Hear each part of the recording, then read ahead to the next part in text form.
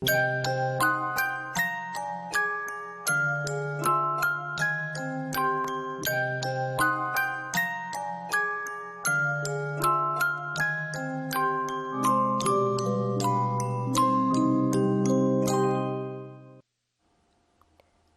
वालेकुम सामीन, प्रोग्राम है मेरी कहानी।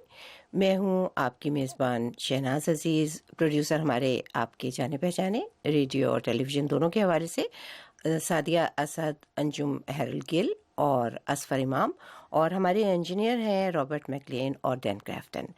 तो सामीन, आज मैं हमेशा ही कहती हूँ, आप कहेंगे दोबारा मैं दोहरा रही हूँ उस बात को कि कहानियाँ बहुत अच्छी हैं, मगर मैं ख़ास तौर से आज की कहानियों को इसलिए अच्छा कहूँगी कि हमारे पास न सिर्फ ये कि पाकिस्तान से कहानियाँ हैं, बल्कि भारत से भी हमारे पास एक कहानी है। और आपके बहुत ही जाने पहचाने जो करस्पॉन्डेंट हैं हमारे नई दिल्ली में, गो के अक्सर वो अपनी वजह शोहरत सियासी कहानियों को समझते हैं, लेकिन उनकी ये कहानी मैंने कहीं पढ़ी खुद से ही अखबार में और मुझे बहुत अच्छी लगी थी।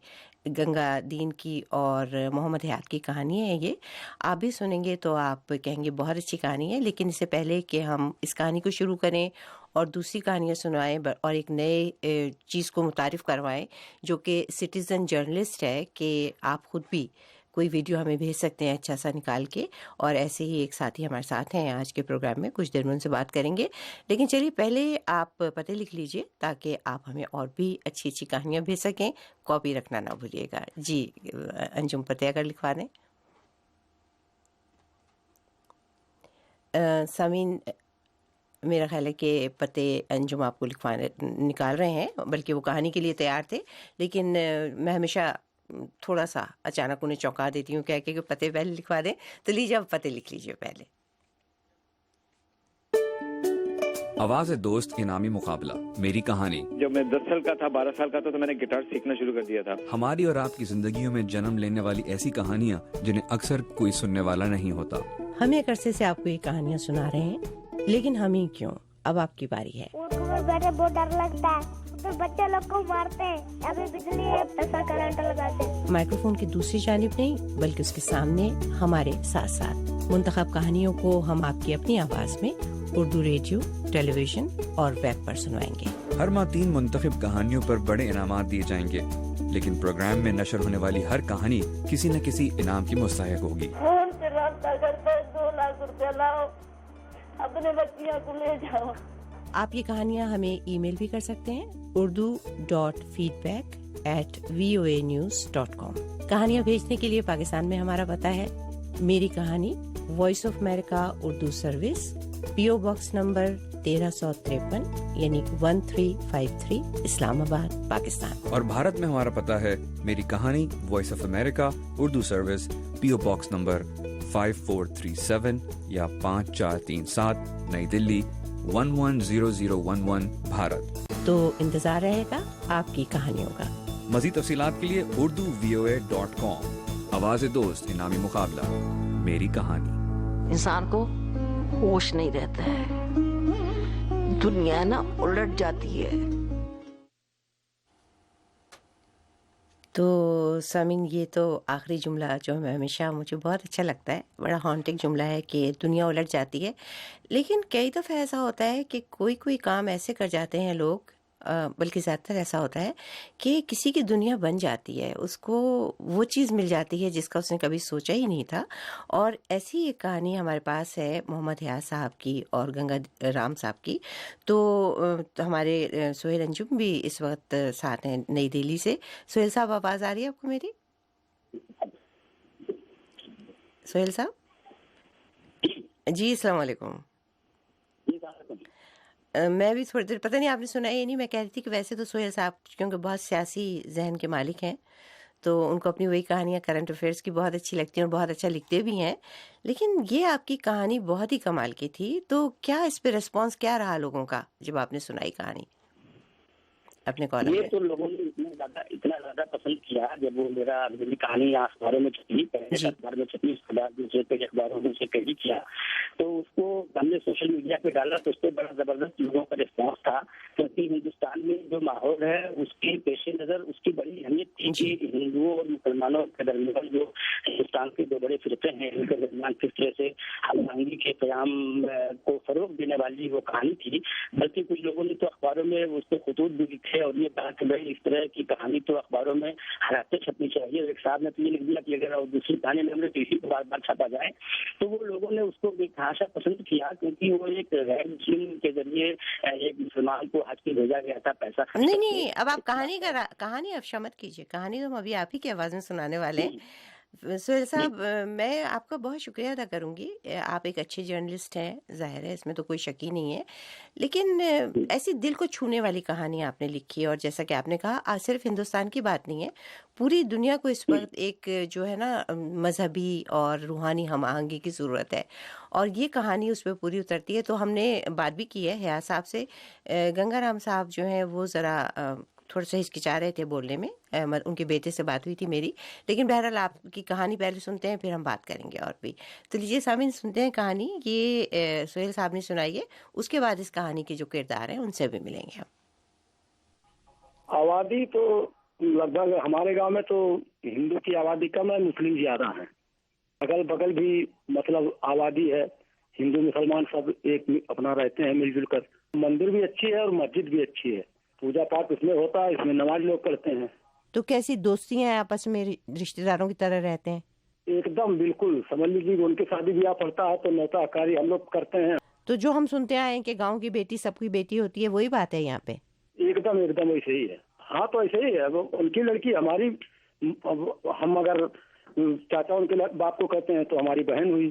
खाने पीने में अब वो लोगों को शाकाहारी चलता है और हम लोगों को मांसाहारी रहता है। वो लोग मांसाहारी अगर खाना चाहते हैं तो खाते भी हैं, क्योंकि वो बकरे का गोश्त चलता है। तो अब बताइए मुझे कि आपके कितने गांव में कितने घर कितने होंगे इसमें? हमारे गांव में अब समझ लीजिए कि 1000 घर होंगे। कच्चे के पक्के? कच्चे पक्के मड़ई सब कुछ है। नहीं, मैं कह रही हूँ आपकी कैसे दोस्ती कैसे हुई आपकी उनसे? अब उनके यहाँ हम नौकरी करते हैं। अच्छा। 2010 से तो बोलोरो रखे हैं, वही हम चलाते हैं उनके यहाँ। अब शुरू ये हुआ कि जब महंगाई बढ़ते गई तो मेरा वेतन 3000 रुपया था। तो अब वो कहें कि अब उनको हम काका बोलते हैं, तो कहें कि काका तनख्वाह बढ़ा दीजिए। तो कहें और बाबू ऐसा है कि तनख्वाह अभी रुक जाओ और तुम जाओ हज करे आओ, उसके बाद हम तनख्वाह बढ़ा देंगे। अब तैयारी हो गई तो 2014 में हम गए हज करके आए। उसके बाद फिर 2015 में हमारी तनख्वाह 1000 रुपया और बढ़ा दी गई। तो उन्हें कैसे पता लगा कि आपको हज का शौक है?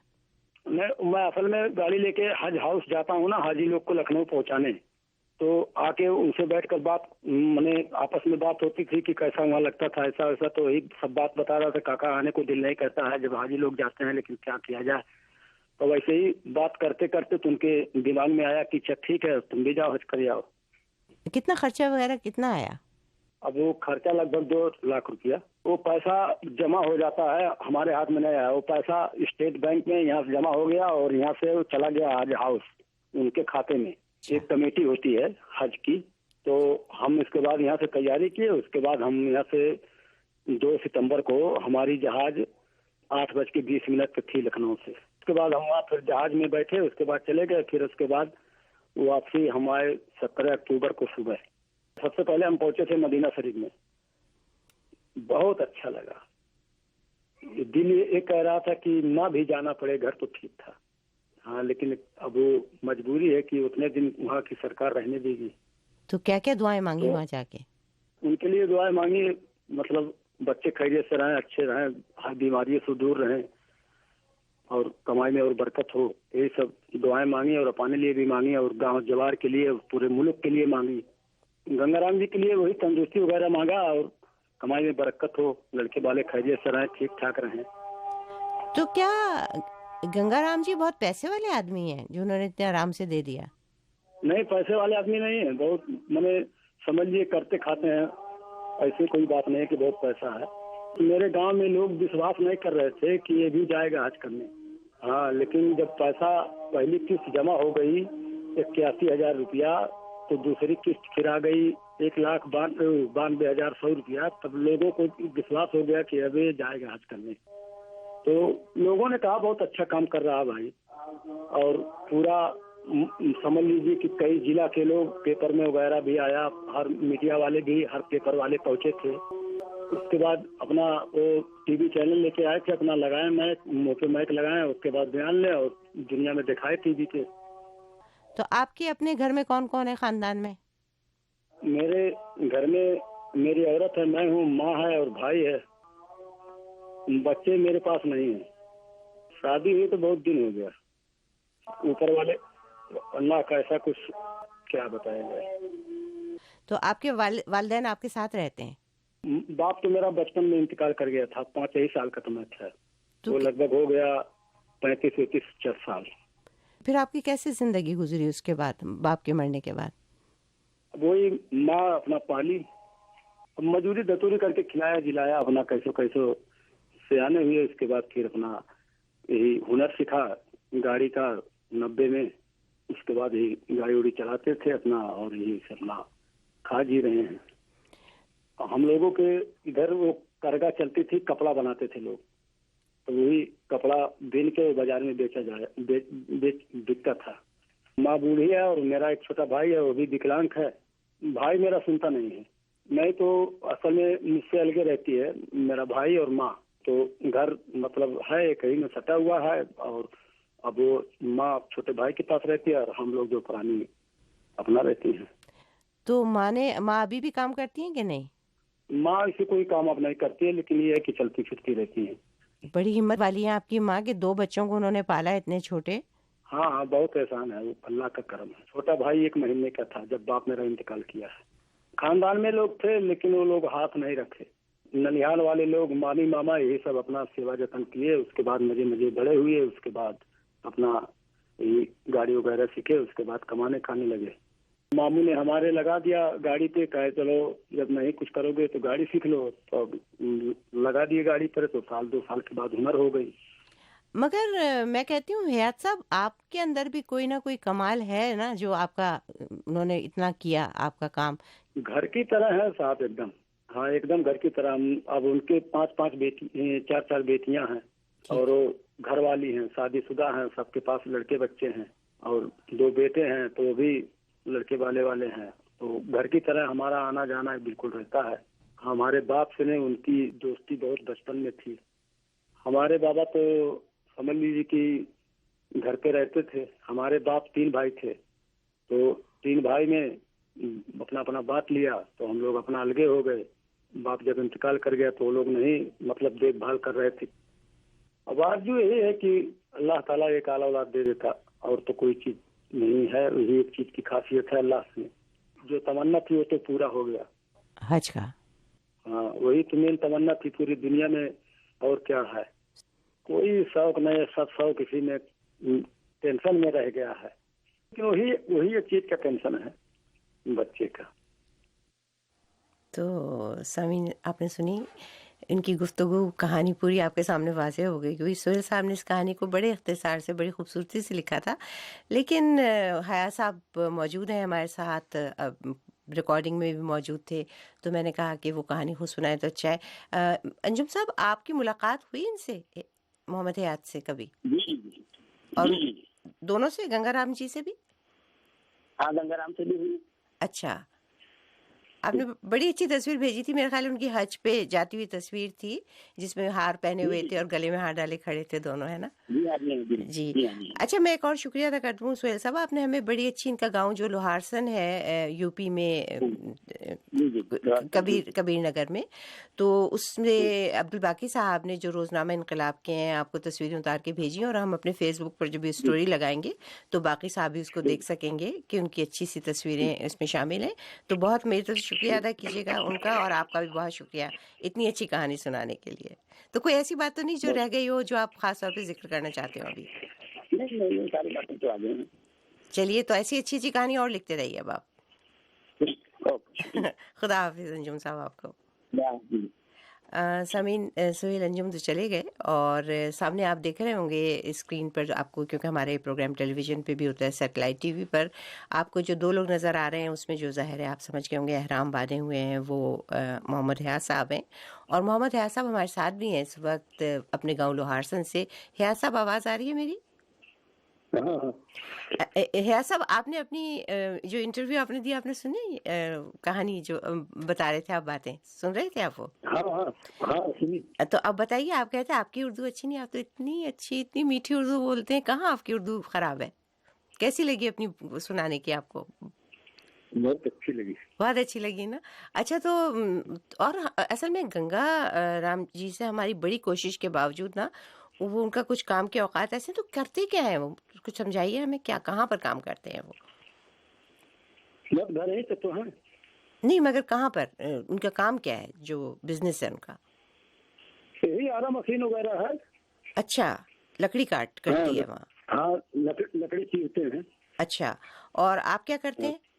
उनके ट्रक चलाते हैं? उनकी गाड़ी चलाते हैं, बोलेरो है। अच्छा अच्छा, तो चलिए, मुझे आपका गांव तो हमारे बहुत ही जो है लाखों सुनने वाले हैं इंडिया में भी, और पाकिस्तान तो बहुत ज़्यादा है। तो आपका लोहारसन तो जगह जगह मशहूर हो गया होगा। कैसा गांव है आपका लोहारसन जो है? ठीक है, गाँव तो मशहूर हो चुका है एकदम से। अच्छा, आप ही के नाम से?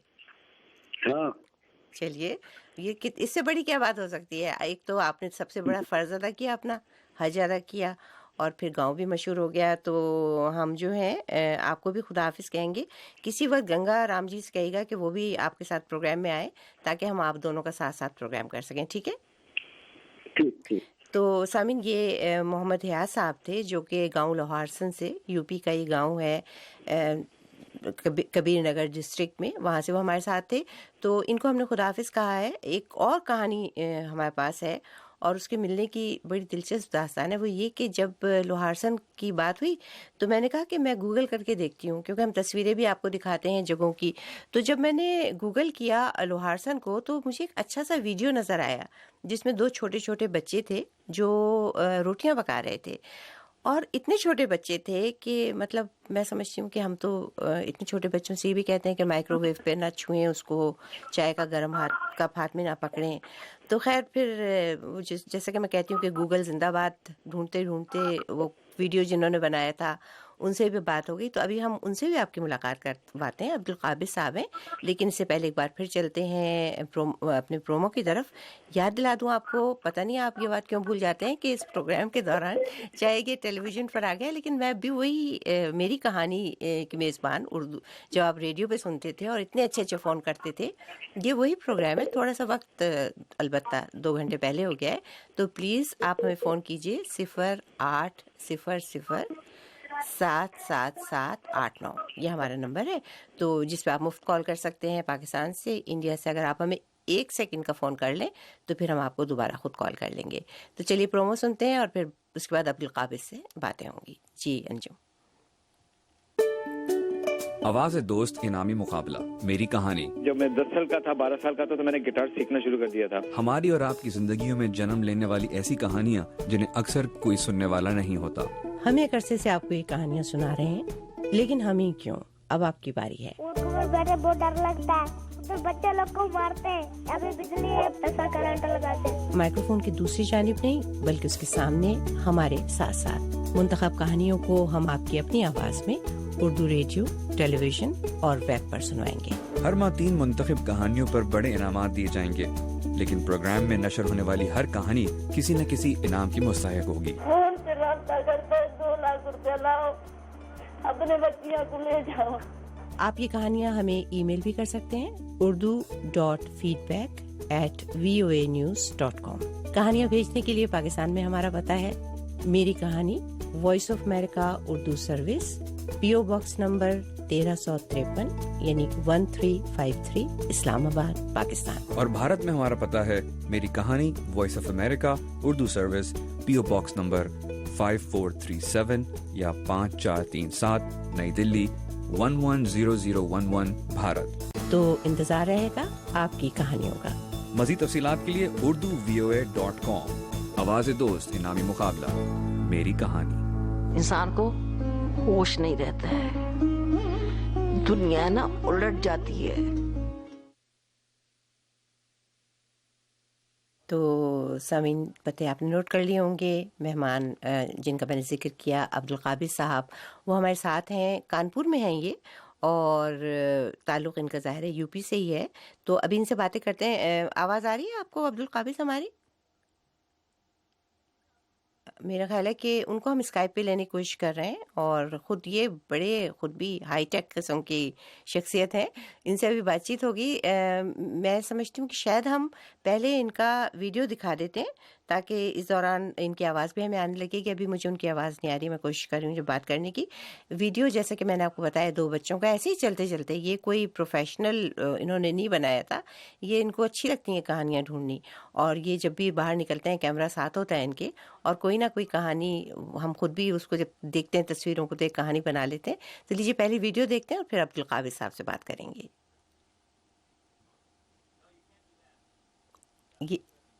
ये वीडियो लोहारसन का नहीं है, लेकिन एक ऐसे गाँव का है जिसे आप लोहारसन ही समझ सकते हैं, क्योंकि गाँव तो चाहे पाकिस्तान हो या इंडिया हो या बांग्लादेश हो, हमारे जनूबी एशिया के गाँव सब एक से ही होते हैं। बल्कि मैं नेपाल गई थी तो मुझे तो नेपाल का गाँव भी बिल्कुल जनूबी एशिया का वैसे।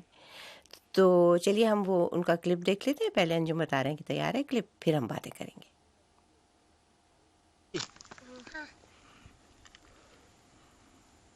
और का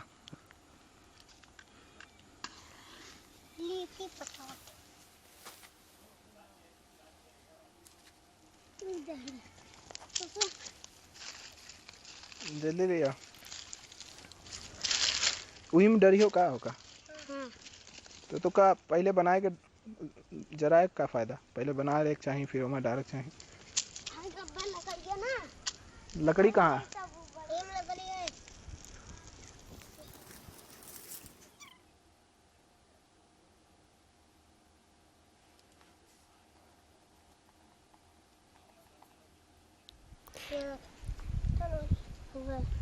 तो समीन जो हमारे जो रेडियो पे सुन रहे हैं, ये 2 बच्चे हैं। बीच में आपको आवाज़ें भी आई थी। ये अब्दुल काबिज़ साहब जो हैं ये बच्चों से बातें भी कर रहे थे और इतनी मीठी इनकी आवाज़ है, बिल्कुल चिड़ियों जैसी आवाज़ है और जैसे चिड़ियाँ चुगती हैं वैसे ही अपने रोटियां बना रहे हैं। और मुझे अच्छी सी बात ये लगी कि मैंने देखा कि अब्दुल काबिज़ जो कि ज़ाहिर है कि उर्दू ज़रा मुख्तलिफ अंदाज में बोलते हैं, वो और मैं तो इतनी अच्छी मीठी ज़बान में नहीं बोल सकती, लेकिन अभी उनसे पूछूंगी कि वो बच्चों से पूछे थे कि ये आग पहले से क्यों जला रहा हो तुम, जो मुझे समझ में आई बात। तो बच्चे बहुत दानिशमंदी से उन्हें समझा रहे हैं। रोटियां भी उन्होंने आग पे रखी हैं। तो अब्दुल काबिज़ साहब, आवाज़ आ रही है अब आपको मेरी? अंजुम, इनको मेरी गालिबन आवाज़ नहीं आ रही। काबिज़ साहब को मुझे आपकी आवाज़ सुनाई दे। अच्छा, अब मुझे भी अब आपकी आवाज़ कुछ एक झलक सुनाई दी। थोड़ा सा बताइए, ये जो आप बोल रहे थे ये पूर्वी ज़बान में बात कर रहे थे आप इनसे बच्चों से? ये हमारे उत्तर प्रदेश इंडिया में जो यूपी ईस्ट है जी, वहाँ पर ये लैंग्वेज बोली जाती है। और अच्छा। ये कुछ 100-150 किलोमीटर का एक एरिया है, वहाँ पर ही बोली जाती है। उसके आप ईस्ट साइड में जाएंगे तो बिहार में भोजपुरी हो जाती है और इधर लखनऊ की तरफ बढ़ेंगे तो उर्दू और मोस्टली हिंदी और उर्दू का हो जाता है। तो ये उसी रीजन में बोली जाती है। अच्छा, और मुझे पता नहीं इसको पूर्वी कहते हैं कि क्या कहते हैं, बट ये काफी मीठी जबान है। काफ़ी नहीं, बहुत। कुछ बोलिए। अच्छा, आप मुझसे कुछ पूछिए अपनी इसी ज़बान में, मीठी सी ज़बान में, फिर मैं जवाब दूंगी। मैं देखती हूँ समझ में आती है या नहीं मुझे। अच्छा, मैं कोशिश करता हूँ। हाँ, मतलब कोई सवाल कीजिए मुझसे, काफ़ी मुश्किल सवाल पूछिए। का हो कुछ खाए हो कि नहीं? कैसा क्या रहा? तो क्या दिल पे चोट लगा दी आपने? सुबह का वक्त है, अभी कोई नाश्ता भी नहीं किया और आपसे बातें हो रही हैं। बस कुछ थोड़ा बहुत खाया, ऐसी चाय का कप को अगर खाना समझा जाए तो। सही जवाब है ना मेरा? यही सवाल था ना? बिल्कुल सही है। अच्छा, अब अपने बारे में बताइए हमें कुछ कि आप क्या करते हैं। आपका, मैं ये तो कह सकती हूँ, इमेजिनेशन बहुत अच्छा है। एक छोटी सी ये जो आपने बनाई थी वीडियो, इससे हम समझ सकते हैं कि आपको इंसानों से प्यार है, अपनी ज़मीन से भी बहुत प्यार है। तो क्या क्या मशागिल हैं, कैसे क्या करते हैं आप? मैं पेशे से एक सॉफ्टवेयर इंजीनियर हूँ। अच्छा, और मैंने बहुत सारी कंपनीज में काम करके अभी मैं वापस कानपुर में मेरी अपनी खुद की एक कंपनी है और छोटी सी है, 10-15 लोग हैं उसमें। अच्छा। और उसके अलावा मैं थोड़ा शौक रखता हूँ, मोटरसाइकिल वगैरह राइड कर पे जाता रहता हूँ टूर्स पे। और मुझे काफ़ी शौक है, मतलब हाईवेज़ के अलावा जो छोटे सड़कें होती हैं, जो स्टेट हाईवेज़ होते हैं, जो गांव और कस्बों के बीच से होकर रास्ते निकलते हैं, मुझे वहाँ पे चलाने का शौक है। और बेसिकली कल्चर में जो होता है, डिफरेंसेस हैं, उसको देखना और समझने का काफ़ी दिलचस्पी है उसमें मुझे। अच्छा, ये बताइए मुझे, अब आप मुझे नज़र भी आ रहे हैं, और मैं देख सकती हूँ आप एक यंग आप एक नौजवान हैं, और ज़ाहिर है बहुत टैलेंटेड भी हैं, क्योंकि एक तो आपने इस उम्र में एक कंपनी बनाई, और फिर ये कि इसमें इमेजिनेशन भी आपका ज़बरदस्त है। तो ये बच्चे जो हैं, ये मुझे बड़ी हैरत हुई कि इतने मुन्ने मुन्ने से बच्चे ये घर से रोटी क्यों नहीं पका के लाए, ये वहाँ बैठ के क्यों बना रहे थे? गांव में अक्सर ये छोटे बच्चे हैं, मतलब जी। ये बड़ी आयरनी है। मतलब एक तरफ हमें देखने में बहुत अच्छा लग रहा है कि ये वहाँ पे रोटी बना रहे हैं, मगर ये बच्चे अपने जानवरों को, गाय, बकरी हो गई, भैंस हो गए, इनको चराने के लिए खेतों में ले जाते हैं। इनको जिम्मेदारी दे दी जाती है सुबह से कि पूरे दिन चरा के शाम को घर पे लाना है। अच्छा। तो अक्सर घर दूर होता है, गाँव के अंदर होता है, तो ये कुछ ना कुछ घर से लेके निकल आते हैं। और एक तो इनका, मैं नहीं कहूँगा कि घर नहीं जा सकते खाना खाने के लिए, मगर शायद ये बेहतर समझते हैं कि अपना बना लिया गाँव में। ये जो आपने वीडियो दिखाया, ये एक तालाब है और ये एक बाग के बीच में है, आमों का अच्छा। बाग है, उसके बीच में है। पीछे बैकग्राउंड में बहुत बच्चों के खेलने की आवाज़ भी आ रही होगी, तो सबने अपने जानवर खेतों में छोड़ दिए हैं, जो चर रहे हैं, और बच्चे जो है बाग में आम तोड़ रहे थे उस वक़्त। और अच्छा। ये 2 बच्चे जो हैं, ये 2 बच्चे बेसिकली वहाँ एक जो तालाब है उसके किनारे वहाँ से पानी लेकर के, और ये जिसे हम रोटी कह रहे हैं, ये इसको लीटी बोला जाता है उस इलाके में। अच्छा। तो ये आटे को मिलाकर इसमें थोड़ा-सा नमक डाल करके लीटी बना रहे हैं, और ये फिर खाएँगे और फिर 2-4 घंटे में और शाम होते हुए घर पहुँचेंगे। तो अच्छा। मजबूरी नहीं है इनकी, बस ये शायद इनको मज़ा भी आता है करने में, और ये थोड़ा इनको कन्वीनिएंट भी है कि घर नहीं जाना पड़ेगा, अपना घूमे-फिरेंगे। असल में ये उस उम्र में जिसमें हर चीज़ मीठी लगती है और मज़ेदार लगती है और ज़िंदगी बहुत खुश होती है, और यही चीज़ मेरे ख़्याल है सर्वाइवल के लिए ज़रूरी है, वरना जितनी मुसीबतें जनूबी एशिया में लोगों को उठानी पड़ती हैं, ख़ासतौर पे जब वो गरीब होते हैं। अच्छा, आपने मुझसे एक वादा किया था, असल में आप ही की इस छोटी सी वीडियो ने मुझे ये ख्याल दिया कि हमारा एक सिलसिला होता था सिटीज़न जर्नलिस्ट का, उसे हमें दोबारा शुरू करना चाहिए, क्योंकि आप जैसे लोग जो है ना एक फ्रेशनेस लेकर आते हैं प्रोग्रामों में, और वो जो चीज़ देते हैं वो हमें बड़ी मुश्किल से मिलती है। किसी प्रोफेशनल उसमें आप हैं, आप तो प्रोफेशन में हैं भी, लेकिन बहरहाल ये आपका शौक है। तो आपने वादा किया है कि आप कुछ लोगों से बात करेंगे जो इस तरह की कहानियाँ जमा करते हैं? हाँ, बहुत सारे लोग हैं, मैं उनको जानता भी हूँ, और मैं उनसे ज़िक्र करूँगा, पूछूँगा अगर वो मुझे यकीन है कि वो इसमें इंटरेस्टेड होंगे। हर कोई चाहता है कि ज़्यादा से ज़्यादा लोगों तक ये कहानियाँ पहुँचें। हाँ। तो इंशाल्लाह बिल्कुल मैं कोशिश करूँगा कि आप इंट्रोड्यूस करूँ आपसे, और ठीक है। फिर आप उनसे बात करेंगे, देखेंगे अगर कुछ इंटरेस्टिंग होगा, आपको लगता है कि इसे बहुत लोगों तक पहुँचाना चाहिए, तो ज़रूर। आपकी ज़िंदगी की कहानी क्यों ना सुने कभी हम? आज नहीं, लेकिन सच-सच अगर आप सुनाएँ, पता नहीं मुझे मालूम नहीं, लेकिन एक नौजवान की ज़िंदगी जिसने इतना कुछ किया, तो उसमें कहीं स्ट्रगल है उस कहानी में, या आराम से मिल गई हर चीज़? स्ट्रगल है, मीन्स रैग्स टू रिचेस कह सकते हैं, मीन्स तो है, हर किसी की स्टोरी हाँ, होती है। कुछ न कुछ, बिल्कुल, बिल्कुल। तो ठीक है, अब आपके वो लोग वादा वफ़ा करें ना करें, अब जिनसे आप ये वादा करवाना बाकी है, लेकिन आप वादा करके जाइए कि अब ऐसी कहानियाँ हमें छोटी-छोटी जब भी आप कभी निकलेंगे मोटरसाइकिल पे या वैसे, तो भेजते रहेंगे। वादा? ज़रूर, बिल्कुल। मैं खुद अभी देखूँगा कि शायद मेरे पास और भी ऐसी कुछ कहानियाँ, वीडियोज़ होंगी, तो वो शेयर अच्छा। करूँगा। और इसके अलावा अब इंशाल्लाह कहीं भी जाऊँगा तो इस चीज़ को दिमाग में रखूँगा क्या कि ऐसे छोटे टिप्स और ऐसे बस, जो कि अब आप रियलिटी है, बिल्कुल, कि अब आप मेरी इंशाल्लाह। कहानी जमा करने वाले हैं, ठीक है ना? ज़रूर। तो अब्दुल काबिज़, बहुत शुक्रिया। आप इस वक़्त कहाँ हैं, कानपुर में? जी, इस वक्त मैं कानपुर में हूँ और घर पे ही हूँ इस वक्त। अच्छा अच्छा। तो अगली दफ़ा हम आपसे सुनेंगे आपकी शहर की कहानी भी और बहुत सी बातें करेंगे। आज तो हमने असल में बुनियादी तौर पे हमारी गंगा राम साहब की कहानी थी और रियाज साहब की। लेकिन मैं बहुत आपका शुक्रिया अदा करती हूँ। दर हकीकत मुझे बड़ी खुशी हुई आपसे मिलके। आप लोग ही हैं मुस्तकबिल जो हैं हर मुल्क का और दुनिया का, तो बस आप लोग ऐसे ही अच्छे से बने रहिए और लोगों में दिलचस्पी लीजिए ताकि उन लोगों की ज़िंदगियाँ भी बेहतर बना सकें। शुक्रिया बहुत-बहुत। बहुत-बहुत शुक्रिया मुझे प्रोग्राम पे लेने के लिए। खुदा हाफ़िज़। खुदा हाफ़िज़। तो सामीन, ये अब्दुल काबिज़ थे। मैं इंतज़ार कर रही हूँ कि आप कोई टेलीफ़ोन कर दें भूले भटके। कहाँ तो ये हाल था कि हम तंग आ जाते थे, हम कहते थे कि भई किस-किस को लें और किसको ना लें, और अब ये हाल हो गया है कि आप फ़ोन ही नहीं कर रहे। बहुत बुरा लग रहा है और बहुत अफ़सोस भी हो रहा है। तो सादिया मुंतज़िर हैं कि आप कॉल करें 0800 777-889 हमारा टोल फ्री नंबर है। पैसे भी नहीं देने पड़ेंगे, फ़ोन कर दीजिए। और अब हम चलते हैं अपनी अगली कहानी की तरफ। ये कहानी हमें मास्टर बिशारत ने भेजी है, मास्टर बशारत अली।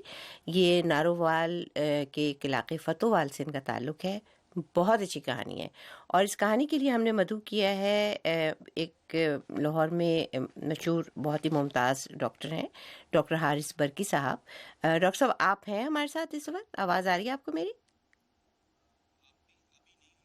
अच्छा, डॉक्टर साहब को फ़ोन करने की हम कोशिश कर रहे हैं और जैसे उनका फ़ोन मिलता है हम उन्हें आपसे मिलवाते भी हैं। अंजुम बता रहे हैं कि अभी तक फ़ोन नहीं मिल सका उनका।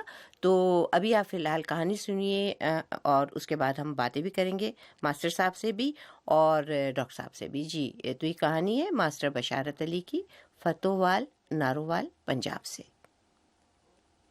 अस्सलामुअलैकुम। मेरा नाम बशारत अली ज़िया है। मेरी तालीम एमए उर्दू और एमएड है। मेरे गांव का नाम फतोवाल सुलहरियाँ है।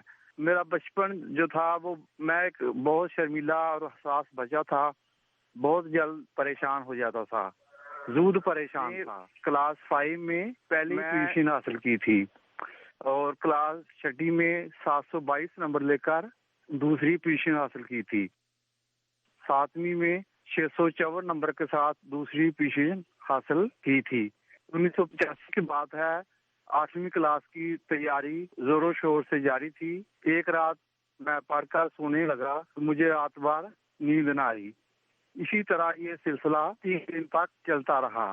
3 दिन रात मुझे मुसलसल नींद न आई तो मेरे दिमाग पर थोड़ा सा असर पड़ गया। तो मेरे घर वालों ने इसको जादू टोना और किसी का किया कराया ठहराया। वो मुझे पीरों के पास ले जाते और मुझे तावीज, पानी और बादाम रोगन खिलाते। लेकिन इससे मुझे अफाका तो ना हुआ। दिमाग में हर वक्त दर्द होता रहता था। इसी तरह मैंने 8वीं जमात के पेपर दिए और 636 मार्क्स लेकर क्लास में दूसरी पोजीशन हासिल की। 9वीं क्लास में भी इसी बीमारी के साथ मैंने 595 मार्क्स लेकर अव्वल आया। अगस्त का महीना था तो मुझे अजीब तरह की कैफियत तारी हो गई। मुझे खौफ सा होने लगा, सांसें कमतरी होने लगा, भूख खत्म होगी, वजन कम होने लगा, नींद गायब होगी और खुदकुशी की तरफ रुझान बढ़ने लगा। और जो बात जहन में आ जाती वो किसी सूरत में निकलने का नाम नहीं लेती थी। इसी बीमारी के साथ मैं 3 माह तक गुजारा करता रहा। 3 माह के बाद अल्लाह ताला ने मुझे बिल्कुल ठीक ठाक कर दिया और मैंने 10वीं जमात की तैयारी शुरू कर दी और 653 मार्क्स लेकर अपनी क्लास में अव्वल पोजीशन हासिल की। फिर मैंने एफएससी में दाखिला ले लिया। एफएससी के दौरान मुझे फिर दोबारा इसी किस्म की इलामात का इजहार होना शुरू हो गया तो मेरी एफएससी छूट गई। जब मैं ठीक हुआ तो मैंने एफए की तैयारी शुरू कर दी और 634 मार्क्स हासिल किए। बीए के दौरान मुझे दोबारा डिप्रेशन हो गया और डिप्रेशन की वजह से मेरे 2 साल जाया हो गए। इसी दौरान मुझे किसी ने लाहौर के माहिर नफ्सियात डॉक्टर हारून रशीद का पता दिया। मैं उनके पास गया। उन्होंने मेरा 6 माह तक इलाज किया तो मैंने बीए की तैयारी शुरू कर दी और 483 मार्क्स लेकर फर्स्ट पोजीशन में बीए पास किया। फिर मैंने 1997 में बीएड में दाखिला ले लिया। बीएड में मैंने 707 मार्क्स लेकर फर्स्ट पोजीशन के साथ बीएड पास किया। अभी मैं बीएड कर ही रहा था तो घर वालों ने मेरी शादी कर दी। अल्लाह ताला ने मुझे 1998 में एक बेटा अता किया। बीएड करने के बाद मैं अपने वालिद के साथ दुकान पर काम करने लगा। दुकान पर 3 साल काम करता रहा। 2002 में मुझे इलाहाक पे टीचरी की नौकरी मिल गई और 2009 में हमें परमानेंट कर दिया गया। मैं आजकल गवर्नमेंट प्राइमरी स्कूल में नाने स्केल में काम कर रहा हूँ।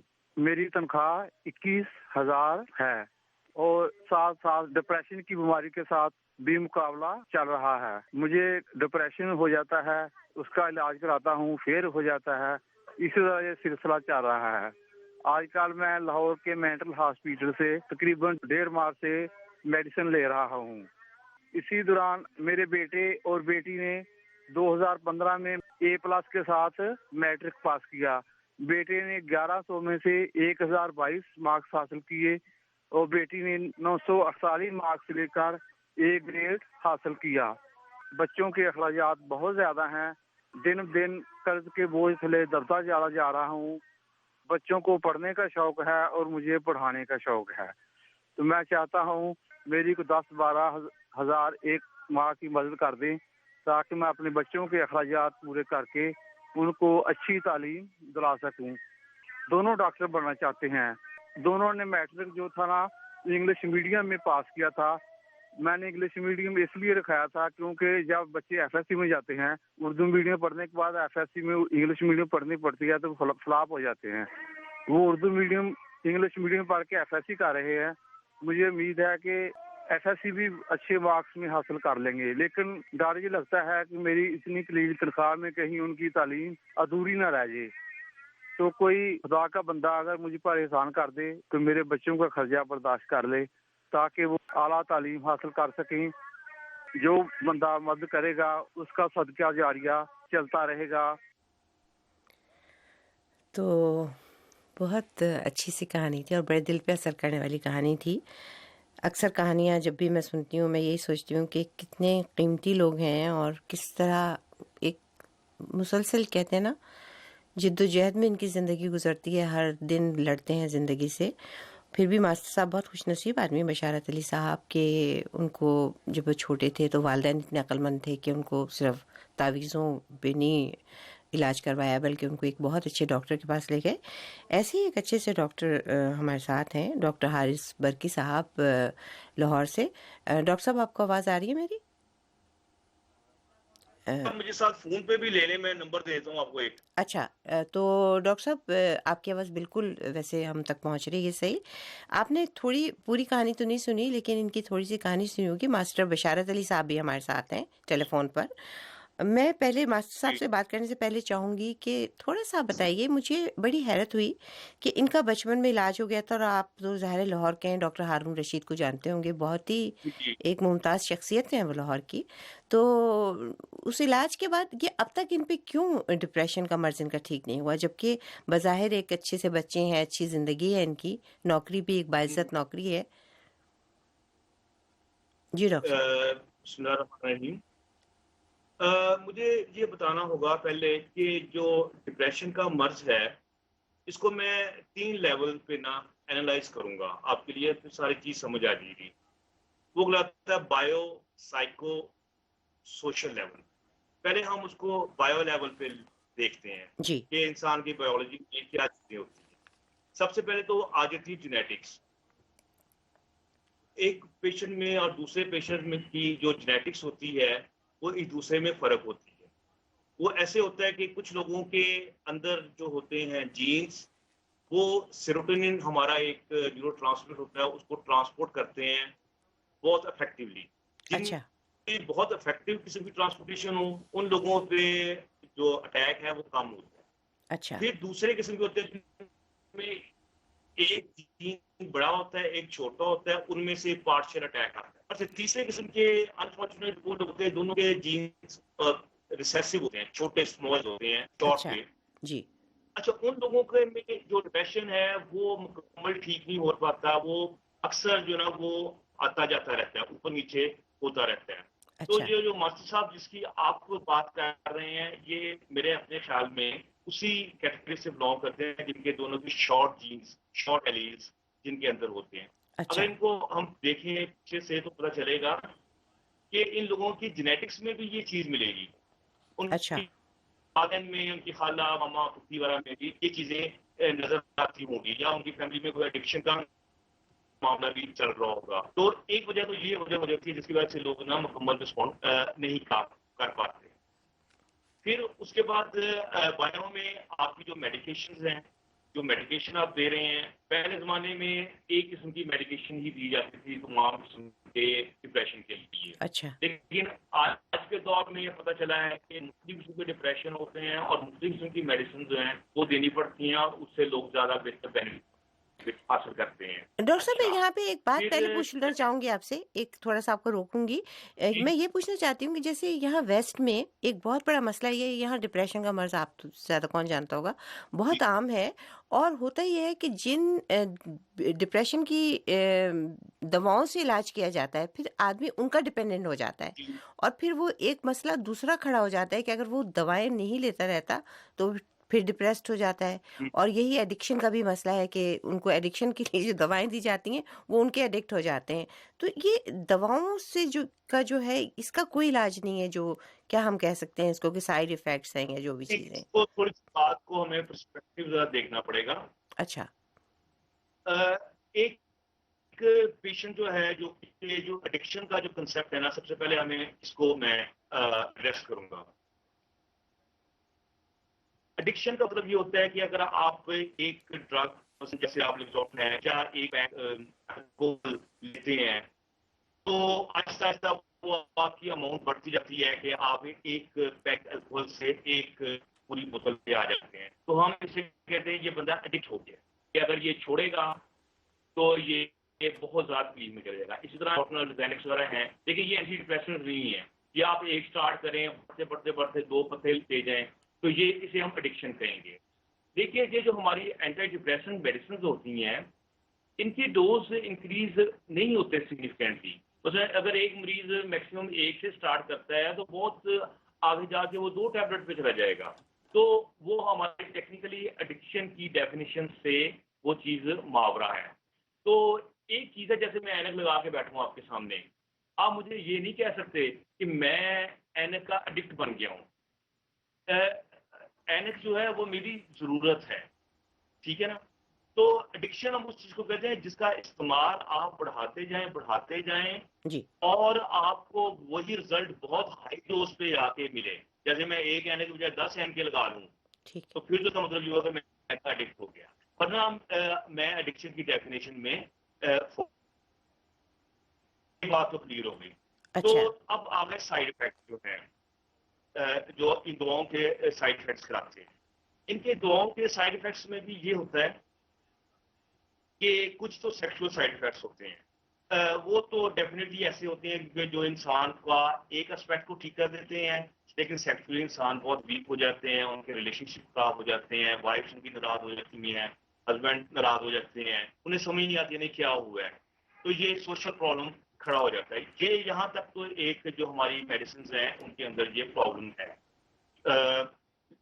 इसके अलावा कुछ मेडिसिन ऐसी हैं जिनमें थोड़ी सी नींद ज्यादा होती है जी, लेकिन आज के दौर में एंटी डिप्रेशेंट्स की बहुत किस्में आ गई हैं। उनमें से एक ऐसी किस्म भी हैं जो कि नींद बिल्कुल भी नहीं लाती, बल्कि नींद उड़ा देती हैं। कुछ लाती हैं जिनको नींद की जरूरत हो, उसको उसके मुताबिक देते हैं, और दूसरों को उसके मुताबिक देते हैं। सो आज के दौर में मेडिकेशन को अच्छी तरह हमने अगर प्रिस्क्राइब किया है, सारे साइड इफेक्ट्स और उसके साइन और सिम्टम्स देख के प्रिस्क्राइब किया है, तो बायोलॉजिकली स्पीकिंग उनके रिजल्ट जो हैं वो बड़े अच्छे हैं। जी, अच्छा।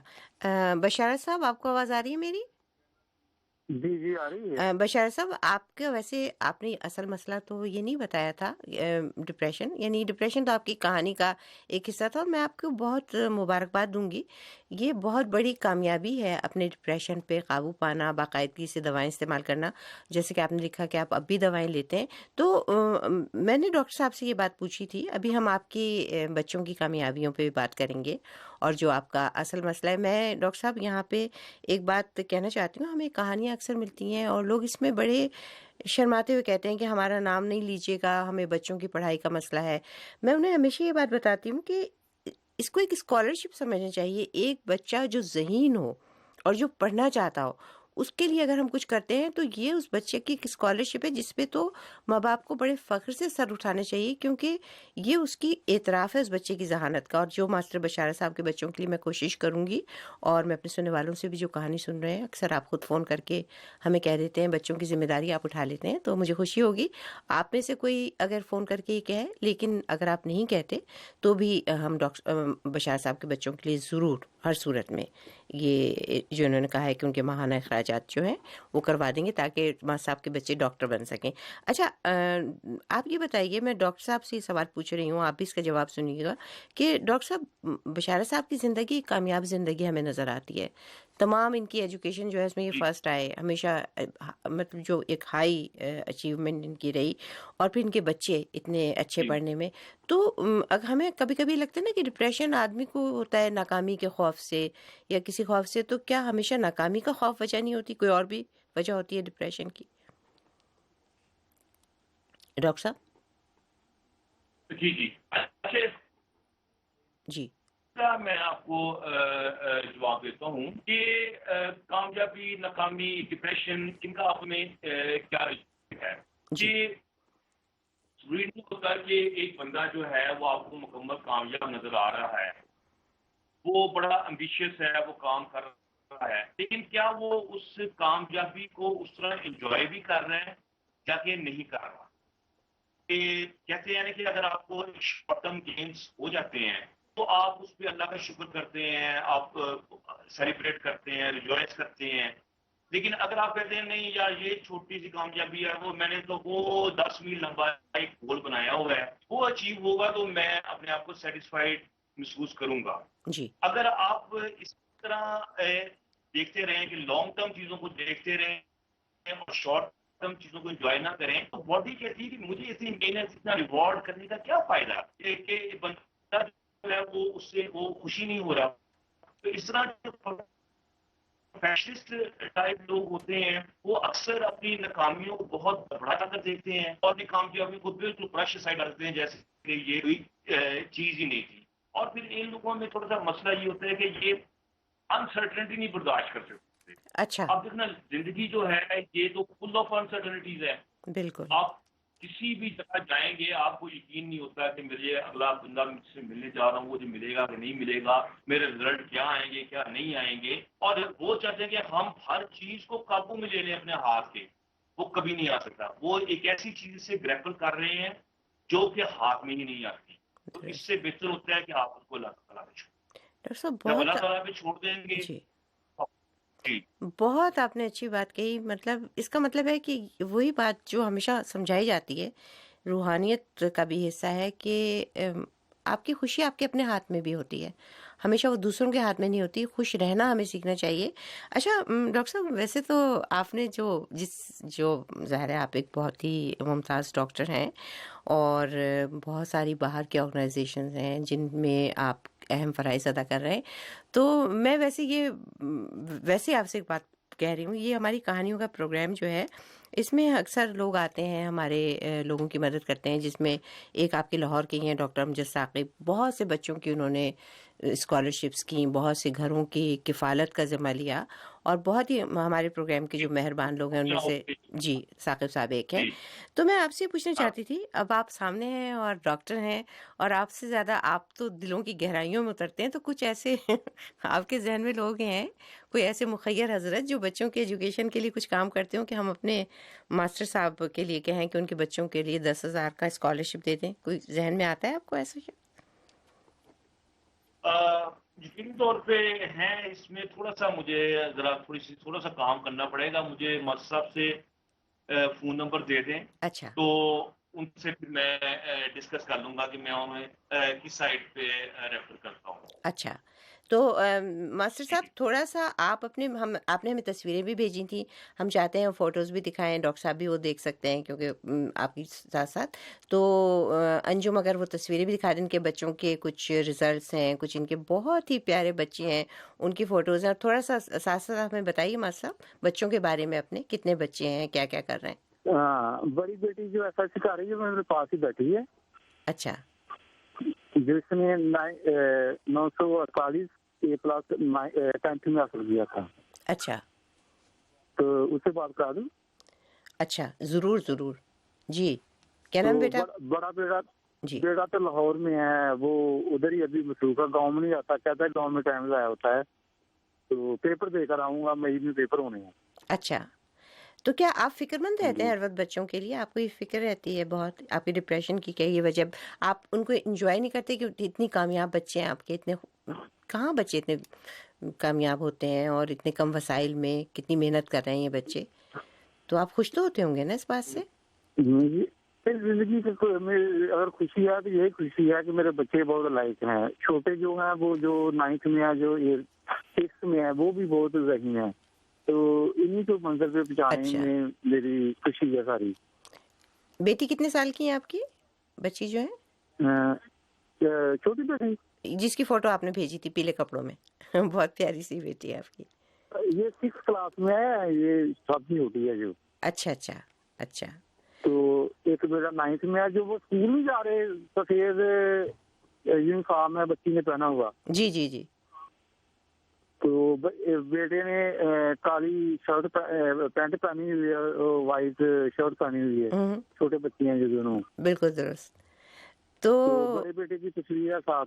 अच्छा। तो बड़ी बेटी का रिजल्ट कार्ड है, रिजल्ट कार्ड में तस्वीर है। बिल्कुल मुन्नी सी बैठी हुई हैं वो कोने में, कुछ ज़्यादा नज़र नहीं आ रही। लेकिन चलिए, हमें सबसे ज़्यादा तो उनके नंबर ही देख के खुशी हुई और आपका अच्छा सा ख़ानदान देख के भी। अभी आपसे डॉक्टर साहब ने भी कहा, लेकिन मैं फिर वाजे कर दूं कि डॉक्टर साहब को प्रोग्राम में मदऊ करने का मकसद ये नहीं था। लेकिन ये होता है ना कि जब मैं कहानी सुनती हूँ मेरे दिमाग में हर वक्त ये ख्याल रहता है कि जिस कोई भी ऐसा शख्स जो सोशली जिनके कॉन्टैक्ट्स हों और कई ऐसे लोगों को जानते होंगे, तो पूछने में कोई हरज चौंके नहीं था। लेकिन ज़ाहिर है कि डॉक्टर साहब का असल जो उनकी अहमियत है गुफ्तगू की, वो इतनी अच्छी उन्होंने हमें तफसील से बातें बताई। और हम आपकी वजह से चाहते थे कि हमारे सुनने वालों को डॉक्टर साहब, एक इतने बड़े डॉक्टर्स के पास बहुत सारे लोग तो हिम्मत भी नहीं करते जाने की, हालांकि मुझे यकीन है कि हर सतह पर डॉक्टर साहब देखते होंगे मरीजों को। लेकिन ये कि बहुत सी बातें आप पूछ भी सकते हैं, अगर आप कॉल करें तो आपको सवाल का जवाब भी मिल जाएगा। मैं आपका मास्टर साहब बहुत शुक्रिया अदा करती हूँ, और आपने जो बताया ये मैं आपका नंबर डॉक्टर साहब को दूंगी, वो भी आपसे कांटेक्ट करेंगे, और मैंने जैसे कि आपसे वादा किया है कि ये काम आपका ज़रूर हो जाएगा। तो बहुत बहुत शुक्रिया आपका। डॉक्टर साहब, अब आप मुझे बताइए कि एक हम आपको और कहानी सुनाते हैं। आपके पास इतना वक्त है कि एक और कहानी सुन सकें हमारी? मुन्नी सी कहानी है। 9 o'clock तक है फर्स्ट टाइम। बस ठीक है। तो डॉक्टर साहब, ये तो एक आम बिल्कुल पाकिस्तान में तो आपको पता है कि रंग और शक्ल सूरत के कितने लोग जो है, सोसाइटी किस तरह लोगों को और खासतौर बच्चों को बना देती है जहनी मरीज। तो आप ये कहानी सुनिए, और मैं चाहूंगी आप प्लीज लोगों को जी ले लें जरा। मैं आपको नंबर बता देता हूँ। 0321 जी 885 जी 35 885 03। इस पे रिंग आने पे ऑडियो में मत। डॉक्टर साहब 885 के बाद क्या नंबर है? ठीक है, हम उनको कांटेक्ट करते हैं डॉक्टर साहब को, और इस दौरान हम सुनते हैं जूना की कहानी है इस्लामाबाद से हमारे पास। और जूना की कहानी भी एक मसले की कहानी है। लीजिए कहानी सुनिए, और उसके बाद डॉक्टर साहब से बातें करेंगे। जी अंजू,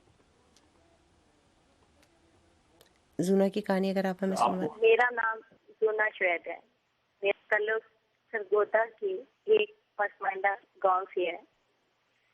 मैं आपको एक ऐसी लड़की की कहानी सुनाने जा रही हूँ जो इस दुनिया में अपने वजूद को सच से बेकार समझती थी। इस चीज का एहसास इसके आसपास के सभी लोगों ने दिलाया था, जिसमें इसके घर वाले हमेशा पेश रहे हैं। हम 6 बहन भाई हैं, जिनमें शक्ल सूरत के एतबार से मुझे सबसे कमतर ख्याल किया जाता था। ना सिर्फ ऐसा समझा जाता था बल्कि हर वक्त मुझे ये एहसास भी दिलाया जाता था। आहिस्ता आहिस्ता इस रवैये ने मेरी जात का सारा एतमाद खत्म कर दिया और मैं किसी के सामने बात करने चलने में महसूस करती, बल्कि चलते हुए अगर कोई मेरी तरफ देखता तो मैं गिरने लगती। घर में जब भी मौसम के कपड़े आते मुझे सबसे बुरे रंग के कपड़े दिए जाते और कहा जाता कि तुम्हें काले रंग से ये कहाँ अच्छे लगेंगे। नतीजा ये हुआ कि मैंने भी खुद को इंतहाई कमतर समझना शुरू कर दिया। ना पढ़ाई कर पाती, ना कोई काम। इसी दौरान मेरी नानी अम्मी की तबीयत खराब हो गई और मेरे मामू इस्लामाबाद में रहते थे, इन्हें साथ लेने आ गए।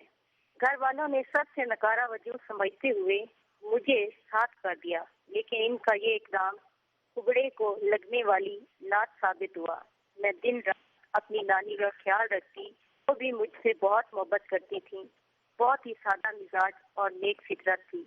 इसी दौरान मेरा 8वीं का रिजल्ट आ गया तो मैंने 9वीं क्लास में दाखिला ले लिया था। यहाँ भी लड़कियाँ मुझे काफी सताती, कुछ कहती क्या तुम अफ्रीका से आई हो। लेकिन मेरी जिंदगी तब हकीकी मेन्यू में बदली जब मेरे मामू की शादी हुई। मेरी ममानी एक अच्छे खानदान की और पढ़ी लिखी लड़की थी। उन्होंने आहिस्ता आहिस्ता मेरा एतमाद बहाल किया, बताया कि मैं बहुत अच्छी और प्यारी हूँ और ये कि मैं सब कुछ कर सकती हूँ। कोई उसी की बात करती वो मुझे डांटती। चलते चलते किसी के नोटिस लेने पर डगमगाती तो मोहब्बत से डांटते हुए कहती अब अगर डगमगाई तो टांगे काट दूंगी, ना रहेगा बांस ना बजेगी बांसुरी। खैर ममानी ने मुझे ना सिर्फ खरीदारी सिखाई बल्कि उन्होंने मुझे एतमाद और यकीन की दौलत भी दी। मैंने मैट्रिक कर लिया और कॉलेज पहुंच गई। वक्त में करवट ली और मेरी नानी अम्मा का इंतकाल हुआ और मामू के ट्रांसफर के बाद मैं एक बार फिर वापस घर यानी गांव चली गई। लेकिन अब मैं वो जोना नहीं रही थी। मैंने जीना सीख लिया था, मुझ में शऊर पैदा हो गया था। मैं शहर में अपने एक रिश्तेदार के घर रहने लगी और बीए में दाखिला ले लिया। 2 सालों में मैंने बीए कंप्लीट कर लिया। मैं बताती चलूं कि अपने दरियाल और ननिहाल में मैं पहली लड़की हूँ जिसने ग्रेजुएशन की है। इसी दौरान मेरा भाई इस्लामाबाद में नौकरी करने लगा और हम सब वहाँ शिफ्ट हो गए। मैंने नौकरी की तलाश के साथ साथ अपनी ग्रूमिंग पर भी ध्यान दिया। फिर मुझे इस्लामाबाद में जॉब मिल गई जिसने मुझे एतमाद दिया। वहाँ मुझे न सिर्फ पब्लिक डीलिंग और पेशेंट सर्विस का तजर्बा हुआ बल्कि मैंने एक बकायदा मेडिकल असिस्टेंट की खिदमत अंजाम देना शुरू कर दी। जब से मेरी अहमियत में इजाफा हुआ है, इसने मेरा एतमाद इस हद तक बढ़ा कि मैं अल्लामा इकबाल यूनिवर्सिटी से अब मास्टर में दाखिला ले रखा है। मैंने सोचा है कि मास्टर्स के बाद मैं सोशल डेवलपमेंट सेक्टर में डिप्लोमा करूंगी। आज की जोना और कल की जोना में जमीन आसमान का फर्क है। मेरी बात घर वालों के साथ साथ शहर और काम वाली जगह पर मानी जाती है। मेरी दरखास्त है न सिर्फ घर वालों से बल्कि पूरे मुआशरे से कि रंग को बुनियाद बनाकर को रखना छोड़ दें। किसी की शख्सियत को अगर आप निखार नहीं सकते तो मिलिया मेट भी ना करें। ऐसे रवैयों से सामने वाला इंसान किरची हो जाता है। हर कोई मेरी तरह खुशकिस्मत नहीं कि कोई इसे समेट ले और कामयाबी की राह पर डाल दे। मैं तो आपकी तस्वीरें देख देख के हैरान हो रही थी। क्या प्यारी, आप तो इतनी स्मार्ट, इतनी कॉन्फिडेंट। और क्यों आपको कैसा लगता था आपकी शक्ल अच्छी नहीं है जूना? जी मिस, लोगों ने यकीन दिला दिया था आपको कि शक्ल अच्छी नहीं है आपकी? बस वो उस वक्त ना समझ थी इसलिए। और मेरा एंड पे यही पैगाम है उन लोगों के लिए कि लोगों की बातों पे ध्यान नहीं देना चाहिए बल्कि अपने अंदर जो खूबियां हैं उनको उजागर करना चाहिए। इंसान को एक मौका देना चाहिए बजाय इसके कि उसका एक रंग देखकर हाँ बिल्कुल उसे लोग तंज करें या कुछ ऐसे। तो सॉरी बिल्कुल सही है। बल्कि ज़ूना मैं कहूँगी कि आपने जैसा कहा ना कि आपकी ज़िंदगी किसी ने बदली, आपके अंकल और आंटी जो हैं उन्होंने, तो आप जी भी जी एक ऐसी जगह पर हैं कि आप तो बहुत से लोगों से मिलती होंगी, आप भी लोगों को ये बात समझाइए, ज़ाहिरी शक्ल सूरत तो कुछ भी नहीं होती, उसकी तो कोई अहमियत ही नहीं है। अपने को, अपने अंदर जो खूबियाँ हैं उन्हें ग्रूमिंग करनी चाहिए उनकी सबसे ज़्यादा, है ना? जी जी। तो बहुत शुक्रिया अदा करूँगी ज़ूना, आप इस्लामाबाद से हमारे साथ थी और हमारे साथ बहुत हमारे डॉक्टर साहब मोहतरम डॉक्टर हारिस बरकी साहब थे लाहौर से। हम उनसे गुफ्तगू का सिलसिला जारी रखेंगे अपने आइंदा प्रोग्राम में भी, और इंतज़ार रहेगा आपकी कहानियों का। शिकायत फ़ोन नहीं किया आपने, क्या करूँ मैं आपका, तो फ़ोन किया कीजिए। तो सामिन, इसके साथ ही अब शहनाज अजीज़ आपसे इजाज़त चाहेगी इस ताकीद के साथ कि कोशिश कीजिए कहानियों के साथ साथ हमें वीडियो भी भेजें ताकि हम आपको नशर कर सकें। खुदा हाफिज़। इस प्रोग्राम में जो नुक्ता नज़र पेश किए गए वो खालिसतन हमारे मेहमान शुराका के थे और वो वॉइस ऑफ अमेरिका के मौक़िफ़ या अमरीकी हुकूमत की पॉलिसी की नुमाइंदगी नहीं करते।